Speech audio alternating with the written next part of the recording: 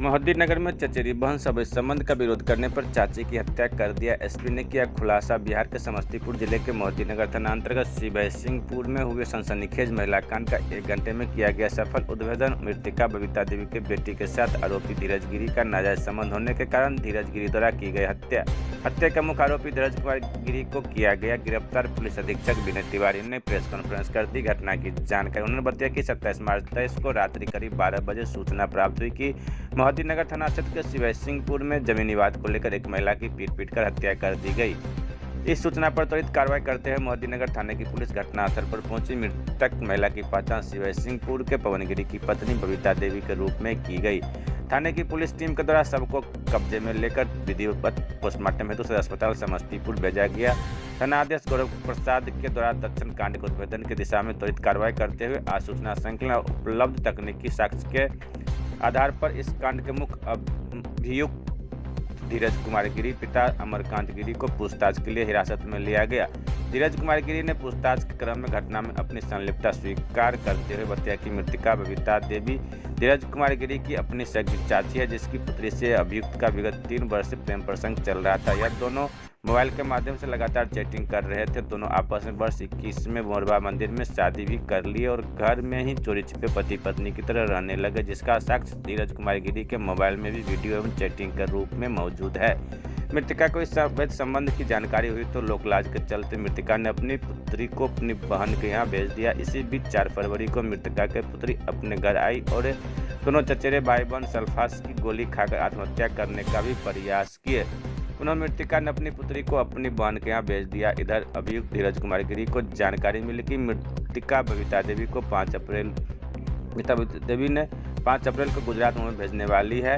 अब धीरज कुमार गिरी को लगा कि मृतका बबीता देवी अपनी पुत्री को इससे दूर करने के लिए ही योजना बना रही है, जो अभी उसको नागवार गुजरा। इसी आक्रोश में आकर 27 मार्च 2023 की रात्रि करीब 11 बजे मृतका बबीता देवी शौच के लिए बाहर निकली, बाथरूम गई। इसी बीच अभियुक्त ने घर में मौजूद अन्य सदस्यों के कमरे का दरवाजा बाहर से बंद कर दिया था। घर के आंगन में मसाला पीसने में प्रयुक्त पत्थर का लोटा लेकर आंगन में छुप गया।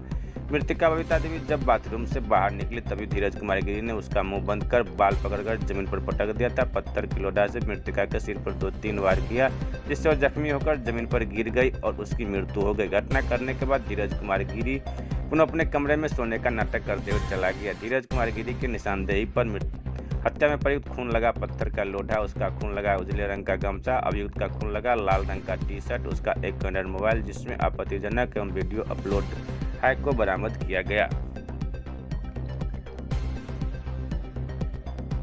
शुरू कीजिए।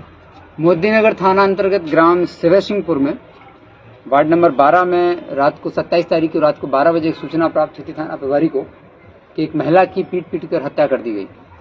प्रथम दृष्टया ऐसा लगा जैसे जमीन विवाद में किसी ने हत्या की है या अन्य कोई कारण भी हो सकता है, लूट डकैती का मामला भी हो सकता है।